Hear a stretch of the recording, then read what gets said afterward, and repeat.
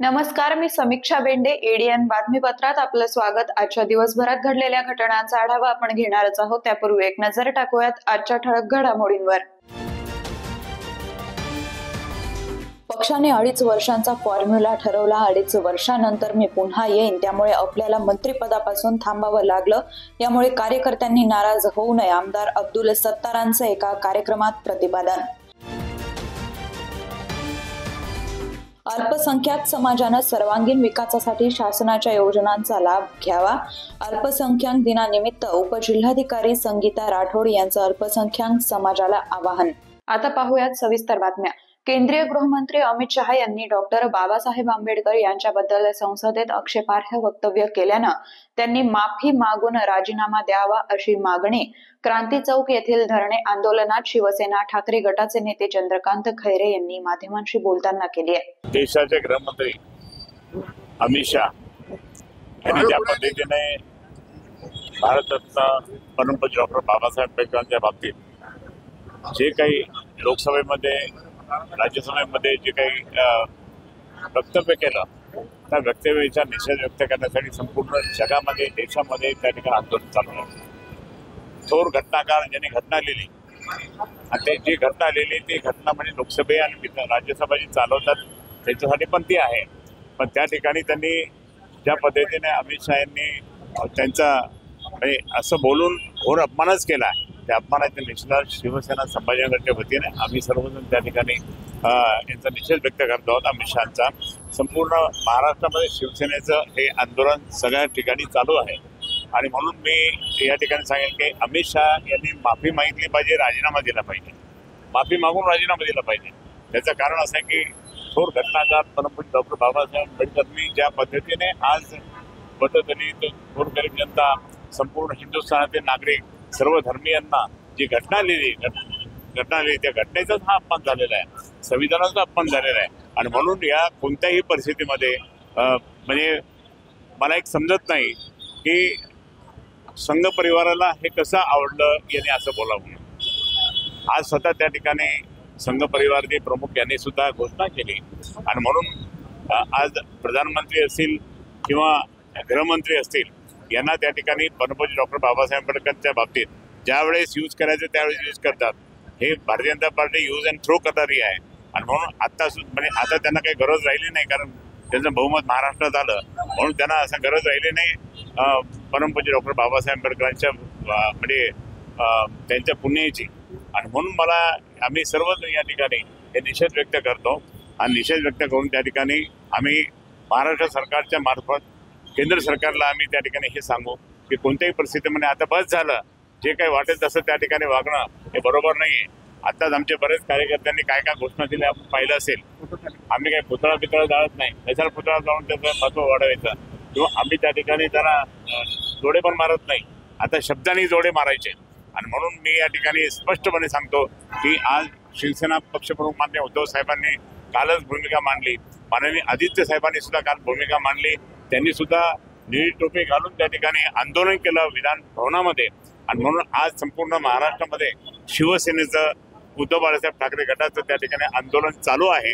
आणि माझी अशी या सरकारला ताकीद आहे, विनंती नाही ताकीद आहे की जर समजा यांनी राजीनामा दिला नाही अमित शहानी, तर हे आंदोलन अधिक तीव्र होईल आणि तीव्र होऊन त्या ठिकाणी सर्व जाती धर्माचे लोक त्या ठिकाणी याचा निषेध व्यक्त करेल. सिल्लोड विधानसभेच्या निवडणुकीमध्ये राज्याचं लक्ष लागून होतं. आपण विजयी झाल्यानंतर सिल्लोडला मंत्रिपद मिळेल अशी सर्वांची अपेक्षा होती. मात्र राज्यातील विविध समतोल साधत असताना तसंच पक्षाने 2.5 वर्षांचा फॉर्म्युला ठरवला, त्यामुळे आपल्याला मंत्रिपदापासून थांबावं लागलं. कार्यकर्त्यांनी नाराज राहू नये, एका कार्यक्रमात अब्दुल सत्तार असं म्हणाले.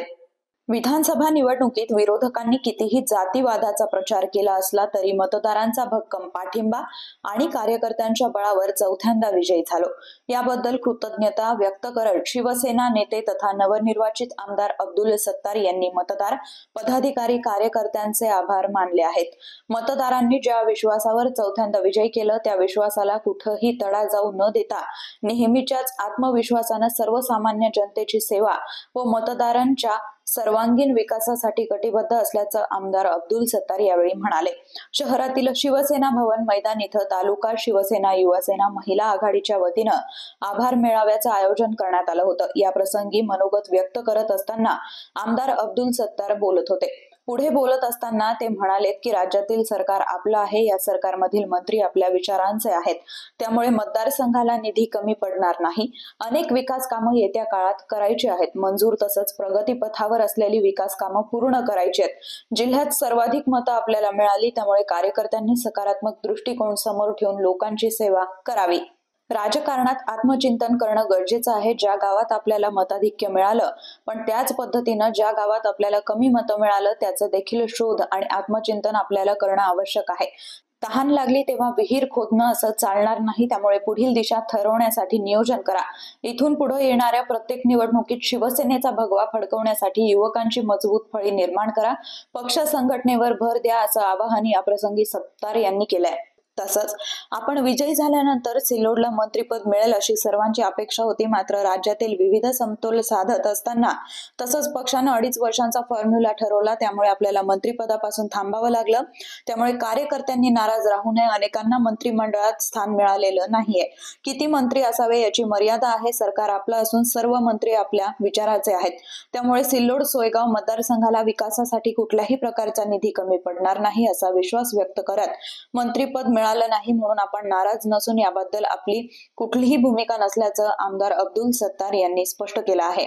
2.5 वर्षांचा फॉर्म्युला ठरलेला आहे, त्यामुळे 2.5 वर्षांनंतर मी पुन्हा येईन असं म्हणत अब्दुल सत्तार यांनी उपस्थितांना खळखळून हसवलं।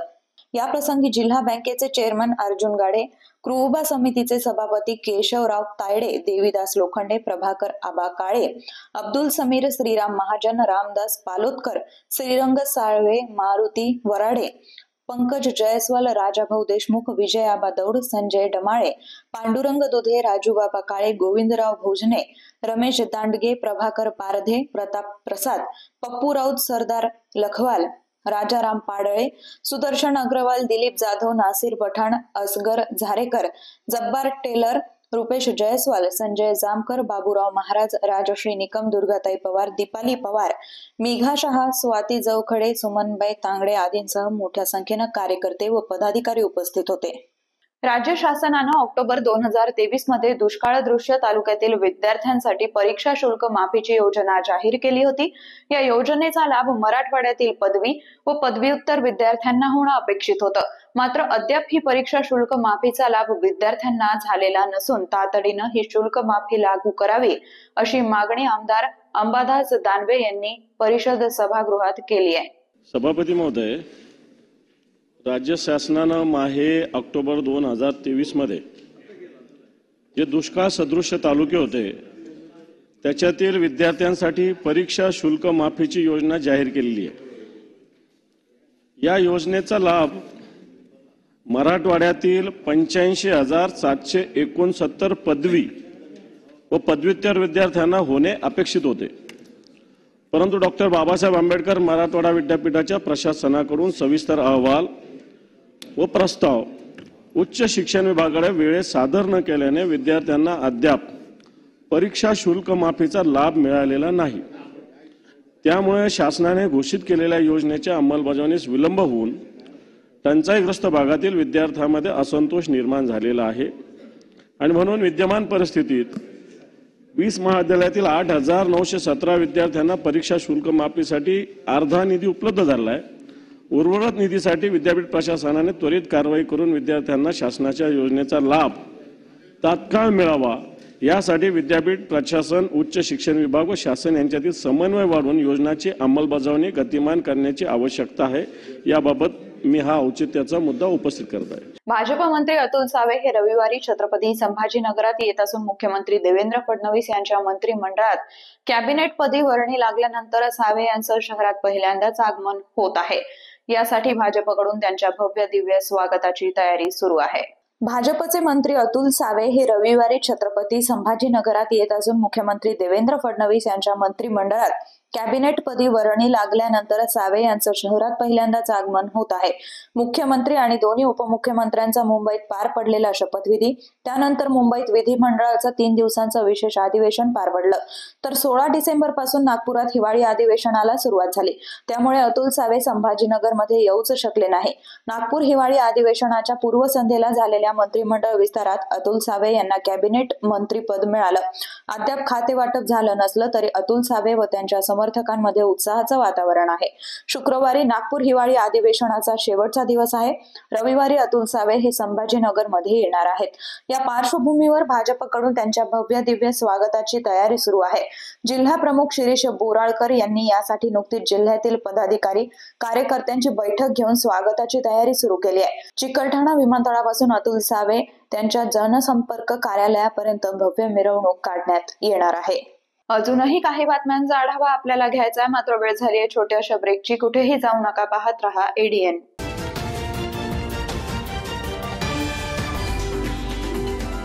अनेकांच्या मनात स्वप्न असते की देशाची सेवा करायची, परंतु काही लोकच योग्य प्रशिक्षण घेऊन ते वास्तवात पूर्ण करतात. वास्तविक सैनिक बनणे सोपं काम नाही, कारण प्रशिक्षणाच्या मैदानापासून ते युद्धाच्या रणांगणापर्यंत प्रत्येक क्षण संघर्षमय असतो. फक्त जो इमानदार, समजूतदार असेल आणि ज्याची इच्छाशक्ती प्रबळ असेल असाच व्यक्ती या क्षेत्रात टिकू शकतो. प्रत्येक वर्षी अनेक परीक्षार्थ्यांना यश प्राप्त होते, ते फक्त आणि फक्त गरुड झेप अकॅडमी. पंख आम्ही देतो, उंच भरारी तुम्ही घ्या.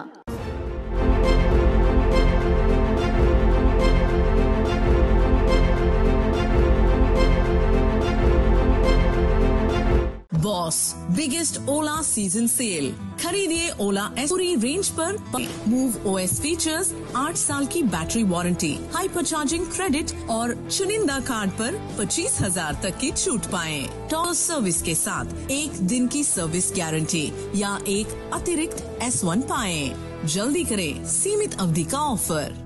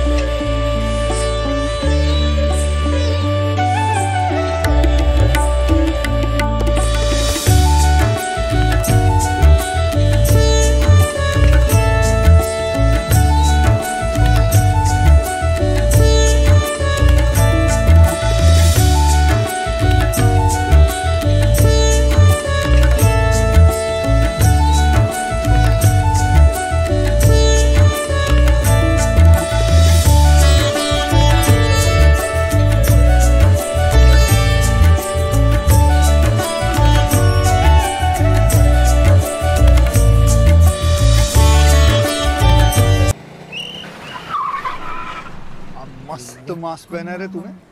Thank you sir. वो जान बचाने के लिए पहनना पड़ता है ना सर. रेडीमेड है या टेलर मेड है? ऑनलाइन ऑर्डर किया है सर. एक और है क्या? है ना सर. देना. बहुत मस्त लगेगा आपको. ये ना सर. ए ना भाई, जान बचाने के लिए बाइक चलाते वक्त सिर्फ खोपड़े पे मास्क पहनेगा तो खोपड़े को कौन बचाएगा? समझ गया सर. हेलमेट ऑनलाइन ऑर्डर कर, वरना हमेशा के लिए ऑफलाइन हो सकता है. Okay sir. ये ले. चल हम ये भी ऑनलाइन भर दे.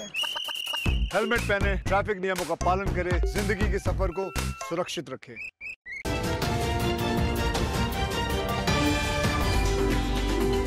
ब्रेक नंतर आपलं स्वागत. अल्पसंख्याक समुदायाच्या जीवनामध्ये बदल सकारात्मक घडवण्यासाठी शासनाच्या विविध योजनांचा उपयोग होतो. अल्पसंख्याक समाजानं आपल्या सर्वांगीण विकासासाठी केंद्र व राज्य शासनाच्या विविध योजनांचा लाभ घ्यावा असं आवाहन उपजिल्हाधिकारी संगीता राठोड यांनी केलंय. अल्पसंख्याक समुदायाच्या जीवनामध्ये बदल सकारात्मक घडवण्यासाठी शासनाच्या विविध योजनांचा उपयोग होतो. अल्पसंख्याक समाजानं आपल्या सर्वांगीण विकासासाठी केंद्र व राज्य शासनाच्या विविध योजनांचा लाभ घ्यावा असं आवाहन उपजिल्हाधिकारी संगीता राठोड यांनी केलंय. जिल्हाधिकारी कार्यालयात अल्पसंख्याक अधिकार दिवस बुधवारी पार पडला. जिल्हाधिकारी कार्यालयाच्या नियोजन सभागृहात आयोजित या कार्यक्रमास तहसीलदार रूपा चित्रक, अल्पसंख्याक समुदायाच्या विविध संघटनांचे पदाधिकारी उपस्थित होते. डॉक्टर फिरदौस फातिमा खान यांनी अल्पसंख्याक समुदायातील महिलांच्या शिक्षणाबाबत व या समुदायातील घटनात्मक व कायदेशीर हक्कांची जाणीव जागृतीपर मार्गदर्शन केलं. अझहर जब्बार पठाण यांनी अल्पसंख्याक हिताच्या योजनेची माहिती दिली. शासकीय सेवेत अल्पसंख्याक समाजाचा टक्का वाढावा म्हणून शासकीय स्पर्धा परीक्षा मार्गदर्शन केंद्रामध्ये सहभाग वाढवण्यासाठी प्रयत्न करावे. मौलाना आझाद महामंडळाचे जिल्हा व्यवस्थापक झहीर शेख यांनी महामंडळाद्वारे चालवण्यात येणाऱ्या योजनांची माहिती देऊन त्यांचा लाभ घ्यावा असं आवाहन केलं. शासकीय औद्योगिक प्रशिक्षण संस्थेचे प्रबंधक DL केदार, शिक्षणाधिकारीच्या अरुण भूमकर यांनी त्याकडे अल्पसंख्याक विद्यार्थ्यांसाठी शैक्षणिक योजनांची माहिती दिली आहे. केंद्रीय गृहमंत्री अमित शहा यांनी डॉक्टर बाबासाहेब आंबेडकर यांच्याबद्दल अपमानजनक वक्तव्य केल्याबद्दल Republican party of India Kharat गटाच्या वतीनं जिल्हाधिकारी कार्यालय मार्फत गृहमंत्री कार्यालयास स्वर्ग यात्रेचा प्रतिकात्मक रेडा देण्यात आला. मनीष नरवडे यांनी माध्यमांशी बोलताना अधिक माहिती दिली आहे. काल देशाचे गृहमंत्री अमित शहा यांनी संसदेमध्ये एक वक्तव्य केलं की आंबेडकर नाव घेणं हे एक फॅशन झालेले आहे आणि पुढे जाऊन त्यांनी एक वक्तव्य केलं की एवढंच जर नाव देवाचं घेतलं तर स्वर्ग प्राप्ती होती. त्याचाच निषेध म्हणून आम्ही त्यांना Republican party of India Sachin Kharat गटाच्या वतीने प्रतिकात्मक रेडा त्यांना आम्ही पोस्टाद्वारे त्यांच्या दिल्ली कार्यालय येथे पाठवत आहोत आणि त्यांना आम्ही त्या रेड्यावर बसून स्वर्गवारी करण्याचं त्यांना आम्ही सांगत आहोत की आपण या रेड्यावर बसून स्वर्गवारी करून यावा आणि त्यांचा अनुभव कसा होता, त्यांना स्वर्ग कसा वाटला, त्यांनी स्वर्गामध्ये त्यांना काही अडचणी आल्या तर नाही ना, या त्यांनी सर्व ज्या वारी त्यांनी करून आल्यानंतर आम्हाला स्पष्ट करावं, या देशाला सुद्धा सांगावं की स्वर्गामध्ये अशा अशा घटना माझ्यासोबत घडल्या. आणि आताच परभणीमध्ये देशाच्या संविधानाची प्रतिकृती एका सोपान पवार नावाच्या व्यक्तीने तोडलेली आहे आणि त्याला भाजपने आणि येथील प्रशासनाने मनोरुग्ण म्हणून त्याला घोषित केलं. मग जर मनोरुग्ण या देशाच्या संविधानाच्या प्रतिकृतीची तोडफोड करत असेल तर मग अमित शहांना पण आपण मनोरुग्ण म्हणणार आहात का? आणि जर ते मनोरुग्ण असतील तर त्यांना या गृहमंत्री पदावर बसण्याचा कुठलाही नैतिक अधिकार नाही, असं एक आमचं मत आहे. आणि पुढे जाऊन मी असं म्हणतो की वारंवार या देशामध्ये डॉक्टर बाबासाहेब आंबेडकरांचा अपमान होतो, त्यांच्या विषयी अनेक माध्यमातून टीका केली जाते, तसेच संविधानाची तोडफोड होते, तसेच जंतर मंतरवरती संविधान जाळलं जातं. त्यानंतर त्यांचाच BJPचा खासदार आमचे 400 सीट आले तर आम्ही संविधान बदलण्याची वाचा करतो. वेळोवेळी बाबासाहेबांच्या कार्याचा त्यांच्या संविधानाचा अपमान होतो. मग हे सर्व षडयंत्र आहे, RSSचं षडयंत्र आहे, हे भाजपचं षडयंत्र आहे असा आमचा स्पष्ट आरोप आहे. देश का प्रकृती परीक्षण या अभियानाची घोषणा पंतप्रधान नरेंद्र मोदी यांनी केली असून राष्ट्रपती द्रौपदी मुर्मू यांच्या प्रकृती परीक्षणानं या अभियानाचा प्रारंभ झाला असून दिनांक 25 पर्यंत हे अभियान सुरू राहणार आहे.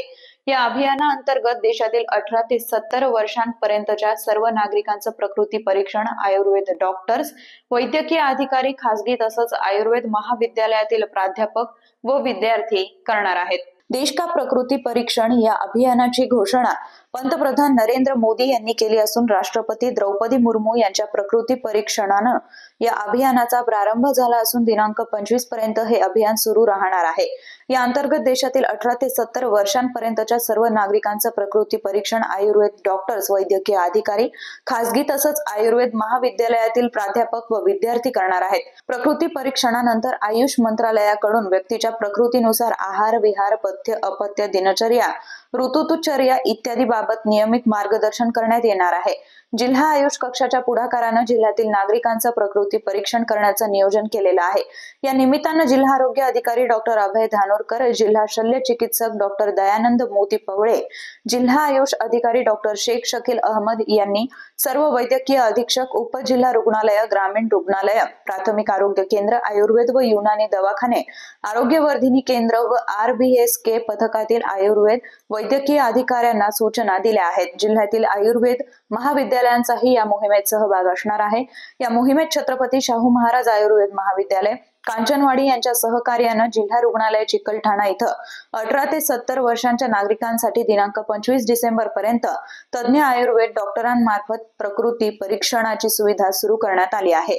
या मोहिमेअंतर्गत शासकीय कार्यालयातील अधिकारी व कर्मचाऱ्यांचे प्रकृती परीक्षण करण्यात येणार आहे व त्याची सुरुवात जिल्हा परिषदेचे मुख्य कार्यकारी अधिकारी विकास मीना यांच्या प्रकृती परीक्षणानं करण्यात आली। छत्रपती संभाजीनगर शहरातील नारेगाव येथील ममता नगरातील गोदामाला भीषण आग लागून मोठं नुकसान झाल्याची घटना मध्यरात्री 12च्या सुमारास घडली आहे। आग पूर्णपणे विझायला पहाटेचे 3 वाजले। अग्निशमन विभागाचे 4 बंब आणि टँकरनं आग विझवण्यात आली। सुदैवानं यात कोणतीही जीवितहानी झाली नाहीये। छत्रपती संभाजीनगर शहरातील नारेगाव येथील ममता नगरातील गोदामाला भीषण आग लागून मोठं नुकसान झाल्याची घटना मध्यरात्री 12च्या सुमारास घडली आहे। आग पूर्णपणे विझवायला पहाटेचे 3 वाजले। अग्निशमन विभागाचे 4 बंब आणि टँकरनं आग विझवण्यात आली। आग लागलेलं गोदाम अनधिकृत असून पूर्णपणे रहिवासी वसाहतीत आहे। एका गोदामाला आग लागल्यानंतर आजूबाजूची 3-4 गोदाम हे आगीत सापडली आहे, त्यामुळे आग प्रचंड वाढली। ही आग रहिवासी वसाहतीपर्यंत गेली असती तर मोठी जीवितहानी होण्याची शक्यता होती। 2 वर्षांपूर्वीही अशाच प्रकारे आग लागल्यानंतर अग्निशमन विभागानं नोटिसा दिल्या होत्या, मात्र त्यानंतरही ही गोदामं तशीच आहेत अशी माहिती या भागातील नागरिकांनी दिली। मध्यरात्री 12ला आग लागली। लाकडं, पुठ्ठे, बाटल्यांचं गोदाम असल्यानं आगीनं लगेच रौद्र रूप धारण केलं। 12:15ला अग्निशमन विभागाला कॉल आला। चिकलठाणा, सिडको, N9 आणि पदमपुरा येथील एकूण 4 अग्निशमन बंब घटनास्थळी दाखल झाले। त्यांनी आग विझवण्याचे शर्थीचे प्रयत्न सुरू केले। पहाटे 3 पर्यंत आग आटोक्यात आली। आग विझवण्यासाठी उप अग्निशमन अधिकारी Ashok Khandekar, duty in charge Sominath Bhosale, fireman Shubham Sirkhe, Salunke, Arakh, Vinod Tupe यांच्यासह जवानांनी मेहनत घेतली। सुदैवानं एवढ्या भीषण आगीत कोणालाही कोणतीही दुखापत झाली नसल्याचं अग्निशमन विभागाच्या सूत्रांनी सांगितलंय। सामाजिक कार्यात नेहमी अग्रेसर असलेल्या प्रसिद्ध उद्योजिका पद्मा तापडिया यांनी त्यांचा वाढदिवस साध्या पद्धतीनं विविध सामाजिक उपक्रम राबवून साधेपणानं साजरा केलाय। यावेळी त्यांनी सैन्य दलाला आणि जनसहयोग संस्थेला ई-रिक्षा भेट दिली आहे। सामाजिक कार्यात नेहमी अग्रेसर असलेल्या अभियंत्या तसंच प्रसिद्ध उद्योजिका पद्मा तापडिया यांनी त्यांचा वाढदिवस साध्या पद्धतीनं विविध सामाजिक उपक्रम राबवून साजरा केलाय। शहरालगत असलेल्या छावणी परिसरातील सैन्य दलाच्या परिसरामध्ये कॅन्टीन असून त्या ठिकाणी सुमारे मराठवाड्यातून आणि बाहेरील माजी सैनिक कॅन्टीनचा लाभ घेण्यासाठी सैन्य क्षेत्रामध्ये दर महिन्याला येतात। सैन्य क्षेत्रामध्ये खासगी वाहनांना प्रवेश बंदी असल्यामुळे माजी सैनिकांना अंतर्गत प्रवासी वाहतूक पायी किंवा सैन्य दलाच्या मोठ्या वाहनानं करावी लागते। त्यामुळे माजी सैनिकांना आणि सध्या कार्यरत असलेल्या सैन्य दलातील जवानांच्या परिवाराला अंतर्गत प्रवासी वाहतूक करण्यासाठी ई-रिक्षा भेट देण्यात आली आहे। याबरोबरच कॅन्टीनच्या समोर असलेल्या प्रवेशद्वारालगतच्या माणुसकीच्या भिंतीवर तापडिया यांच्या वतीनं साहित्य भेट देण्यात आलं। या सर्व वस्तू सैन्य दलाच्या अधिकाऱ्यांना प्रदान करून त्या सामान्य नागरिकांबरोबरच गरजू लोकांना उपयोगी पडतील यासाठी सदर भेट देण्यात आली। वाढदिवसाच्या निमित्तानं उद्योजिका पद्मा तापडिया यांनी छावणी परिसरातील ब्रिगेडचे प्रमुख अधिकारी अभिषेक यांची भेट घेऊन त्यांच्या समक्ष सदर साहित्य आणि रिक्षा भेट दिली। यावेळी सैन्य दलाचे ब्रिगेडचे प्रमुख अधिकारी अभिषेक यांनी त्यांना शुभेच्छा संदेश दिलाय। मिसेस पद्मा तापडिया द्वारा जो ये इनिशिएटिव लिया गया है, जिसमें कि जो भी नीडी पीपल हैं, बुजुर्ग हैं, लाचार हैं, जिनको जो दया भाव रखते हैं, तो मिसेस तापडिया द्वारा जो ये आज काम किया है बहुत ही सराहनीय है तथा मैं उनका तहे दिल से धन्यवाद करता हूँ कि आज जो इन्होंने पर्सनली इनिशिएटिव लेते हुए जो लोग जो जिनको ज़रूरतमंद लोग हैं उनकी भावना के प्रति अपनी एक दया भाव दिखाते हुए जो ये आज काम किया है वो बहुत सराहनीय है और बहुत ही कमेंडेबल है। मैं उनके लिए तहे दिल से धन्यवाद करता हूँ और मैं चाहूँगा कि जैसे मिसेस तापड़िया इस तरह का इनिशिएटिव ले रहे हैं, आगे भी हम इनसे प्रेरणा लेते हुए आगे हम लोग भी अपने लेवल पे कुछ ना कुछ कर सकें। तो again at the last thank you so much Mrs Tapadia जो आपने ये काम किया and we are really thankful to you for your staff as well and certainly we will ensure कि जिस हिसाब से आपने ये चीज़ें प्रोवाइड करके दी हैं आगे किस तरह से इशू होनी है, कैसे मेंटेन इसको करना है, उसकी जवाबदारी हम लेते हैं एंड वी विल इंश्योर कि आगे से जो भी चीज़ें आपने हमारे को प्रोवाइड करके दी हैं एक नीडी पीपल के लिए वी विल इंश्योर कि इस तरह से चीज़ें जो है उनको ज़रूरतमंद लोगों को ये प्रोवाइड हो तथा आगे कभी किसी चीज़ की रिक्वायरमेंट हो या रिफिल की रिक्वायरमेंट हो या किसी चीज़ की will be in continuous and at the last thank you so much for this. आपल्या शहरातल्या या दानशूर असं लोक म्हणतात आणि मनापासून ते आहे काम करणारे त्यांनी आज हे दिलं त्याबद्दल मी त्यांचं अभिनंदन करतो। पण दुसरी गोष्ट आनंदाची अशी आहे की आज त्यांचा वाढदिवस आहे आणि वाढदिवसाच्या निमित्ताने आपल्याला नेमकं काय द्यायचं आहे, आपले हात तुरे घालून सत्कार करण्यापेक्षा आपण चांगलं सत्कार्य काय करू शकतो त्याचा निर्णय त्यांनी आज घेतला आणि मिलिटरीच्या दृष्टिकोनातून त्यांना आवश्यक असलेल्या गोष्टी त्यांनी दिलेल्या आहेत आणि आज त्यांचा वाढदिवस साजरा करताना त्यांनी आम्हाला जी काही मदत केलेली आहे त्या मदतीला आम्हाला ऋण फेडायचं आहे।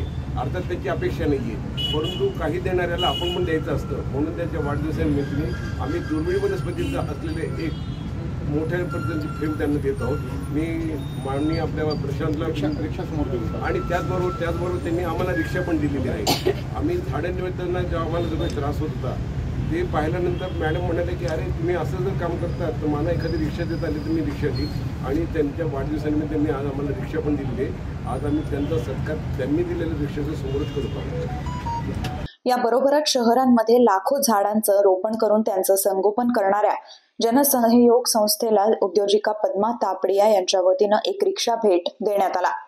यावेळी पद्मा तापडिया यांच्या हस्ते पडेगाव येथील शेळी मेंढी पालन संस्थेच्या आवारामधील दुर्मिळ झाडांच्या नर्सरीमध्ये एका झाडाचं रोपण करण्यात आलं। यावेळी जनसहयोग संस्थेचे प्रमुख प्रशांत गिरे यांच्यासह जनसहयोग संस्थेचे पदाधिकारी, सैन्याचे अधिकारी, जवान, समाजसेवक, मधुकर अण्णा वैद्य आणि अन्य सामाजिक कार्यकर्ते उपस्थित होते। यावेळी पद्मा तापडिया यांनी एडीएन सोबत बोलताना सदर सामाजिक कार्याबाबत अधिक माहिती दिली आहे। नमस्कार, मी पद्मा जुगलकिशोर तापडिया। आज माझं सौभाग्य आहे की मी 3 पर्यावरणाच्या उपयुक्त असे वाहन दिलेले आहे। आता वाहन देण्याचं कारण म्हणजे आपल्या औरंगाबाद शहरात म्हणजे छत्रपती संभाजीनगरमध्ये मिलिटरी कॅम्प खूप मोठा आहे आणि तिथं तुम्ही पाहत असाल तर खूप मोठे मोठे ट्रक आहेत जे एक माणूस जरी जाणार असेल तरी ते वापरले जातात। मग असंच विचार केला की यांना जर छोटं वाहन दिलं आणि त्यात इलेक्ट्रिकल वाहन दिलं तर त्यांना बऱ्यापैकी त्या गोष्टीचा फायदा होईल आणि पर्यावरणाला मदत होईल। म्हणून 3 वर्षापासून असा विचार करून त्यांना आधी एक व्हेकल दिलं ज्यामध्ये ते खाण्यापिण्याचं साहित्य व इतर साहित्य या ठिकाणाहून दुसऱ्या ठिकाणी जाण्यासाठी वापरत होते।